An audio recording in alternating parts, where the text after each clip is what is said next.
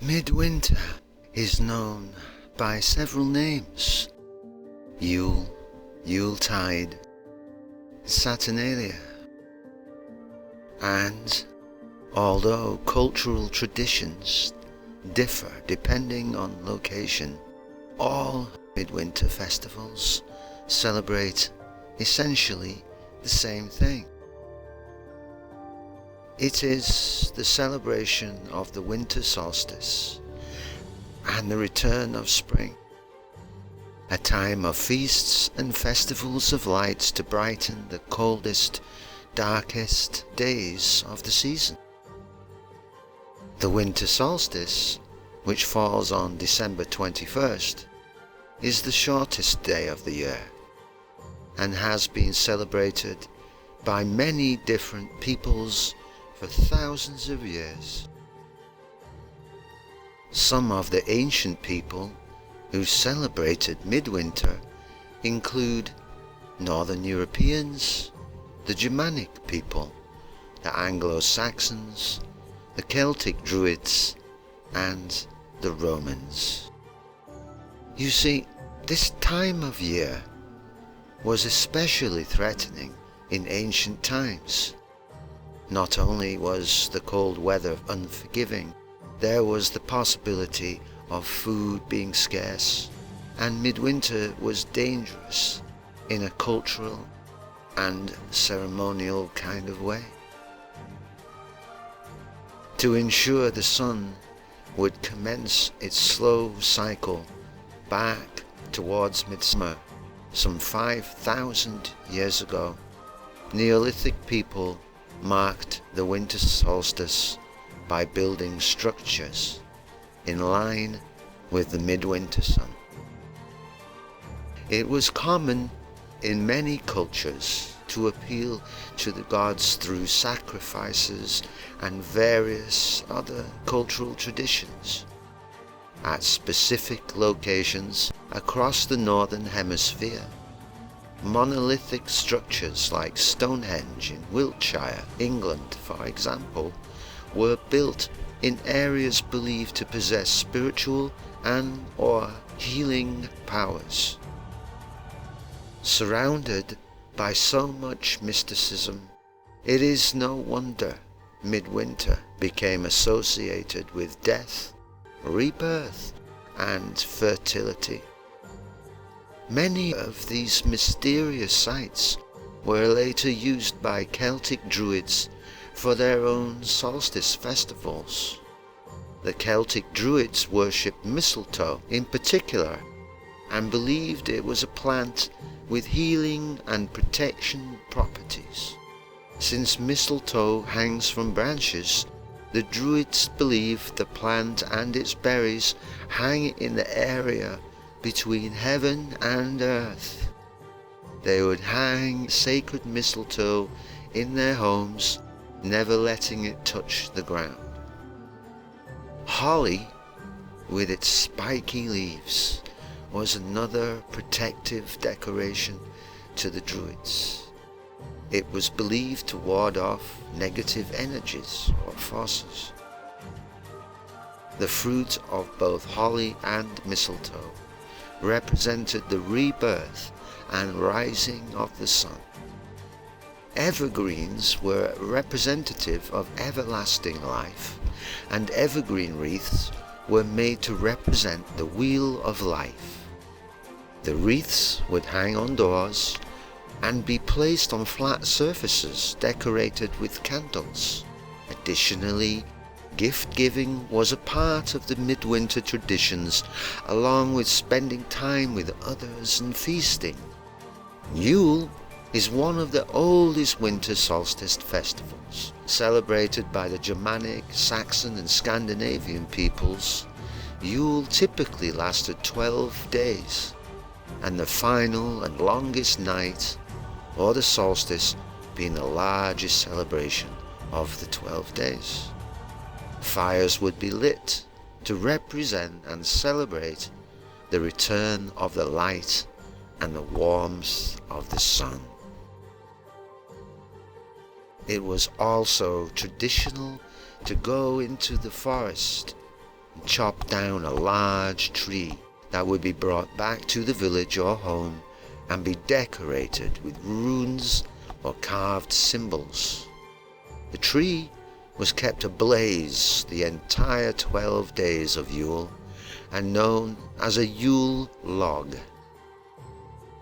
Some historians think that sacrifices were an important part of observing the solstice.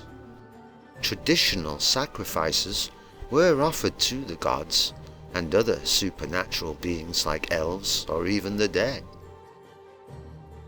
But most cattle were slaughtered because they could not be fed during the harsh winter.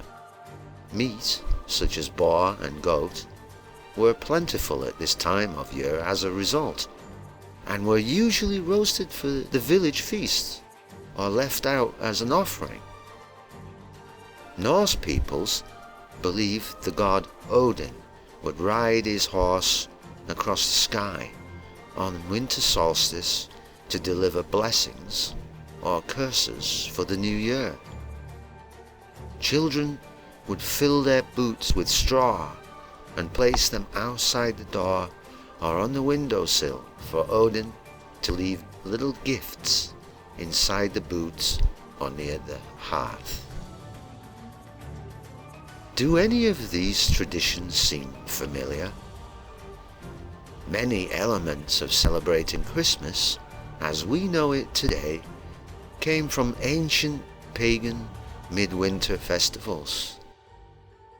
Even the colours we associate with Christmas have ancient origins. Red represents the heat and the warmth of the sun.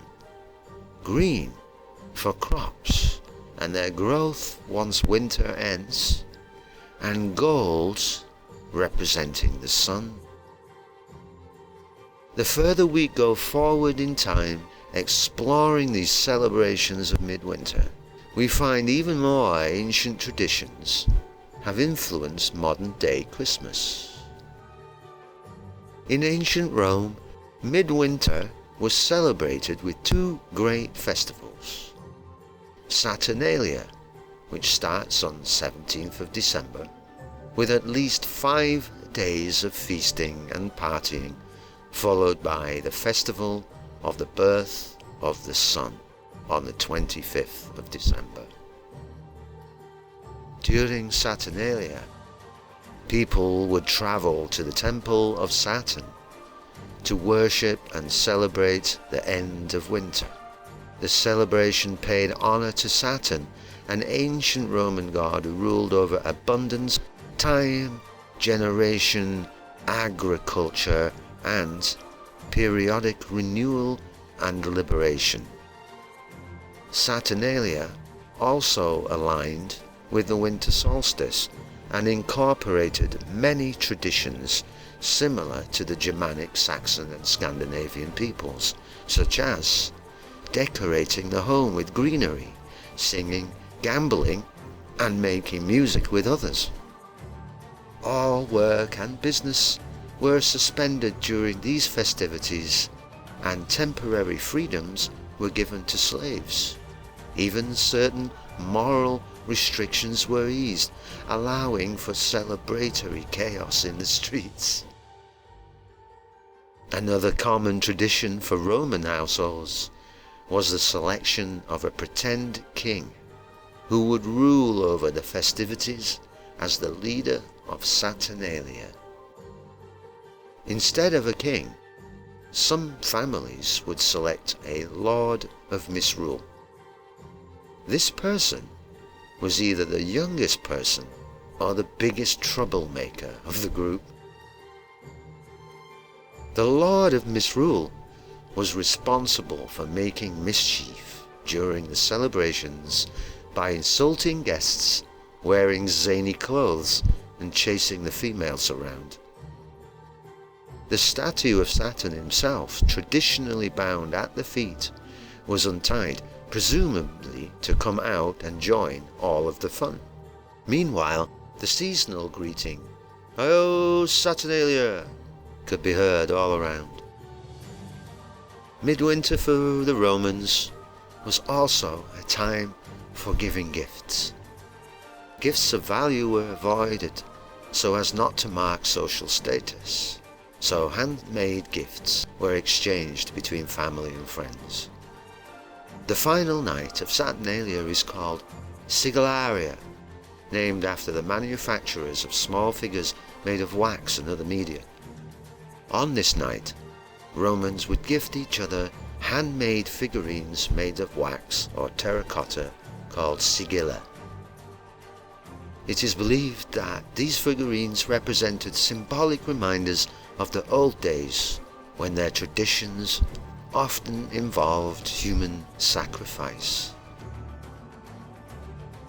Throughout Europe's Christianization, however, any of these deep-rooted traditions were deemed wrong and ungodly. In the Middle Ages, the term pagan became associated with presumed belief in false gods or practiced uncivilized cultural traditions like feasts, rituals, sacrifices, and the like. Because of this, many pagan places of worship were destroyed and Christian churches were built over the sites. Eventually, Christian holidays started to occur during pagan celebrations, absorbing many of their customs and traditions. Whatever your beliefs or traditions may be, everyone can celebrate Midwinter at Yule time and the hopefulness of spring's warm return. Personally, I recommend skipping the sacrificing and leaving a sigilla for a loved one under the evergreen tree instead. Merry Christmas to you and yours.